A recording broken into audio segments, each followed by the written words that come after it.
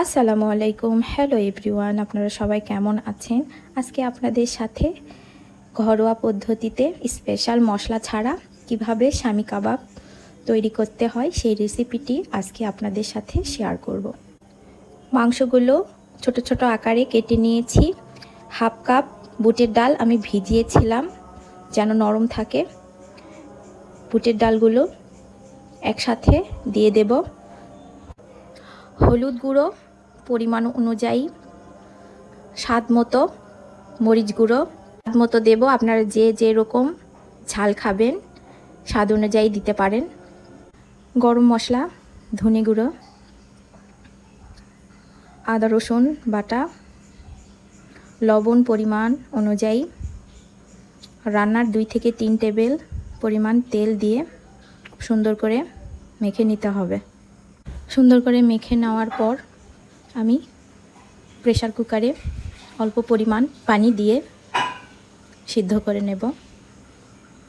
সিদ্ধ করে নেওয়া হয়ে গেলে একটা কড়াইয়ে খুব সুন্দর করে ভেজে নেব যেন আঠালো ভাব চলে আসে। আঠালো ভাব চলে আসলে তখন আমি এগুলো ঠান্ডা করে নিয়ে ব্লেন্ডারে এখন আমি ব্লেন্ড করে নেব। ব্লেন্ড করা হয়ে গেলে একটা পাত্রে ঢেলে ঠান্ডা করে নিয়ে এর মধ্যে পেঁয়াজ কুচি, মরিচ কুচি, একটা ডিম ভেঙে দিয়ে খুব সুন্দর করে মেখে নেব। সুন্দর করে মেখে নেওয়া হয়ে গেলে ডিমটা দেওয়ার জন্য এই মিশ্রণটি খুব সুন্দর করে সাথে লেগে যায় এবং কোনো প্রকার ভেঙে যাবে না। ভাজতেও অনেক ভালো হবে, খেতে অনেক মজা লাগবে। ছোট ছোট আকারে গোল করে সব কাবাবগুলো তৈরি করে নেব।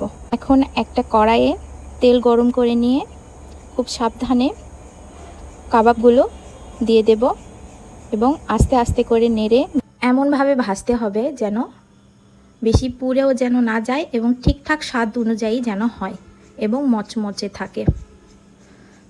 এই তো এক এক করে সবগুলো আমি এভাবে ভেজে নেব। আমি বাহিরের কোনো উপকরণ দেইনি, ঘরোয়া পদ্ধতিতে তৈরি করার চেষ্টা করেছি এবং এভাবে তৈরি করলে খেতেও অনেক সুস্বাদু হয়। আপনারা চাইলে এভাবে তৈরি করে খেতে পারেন। এভাবে তৈরি করে বাসায় খেয়ে দেখবেন, ইনশাল্লাহ বলতে পারি অনেক ভালো লাগবে, অনেক মজা হয় খেতে।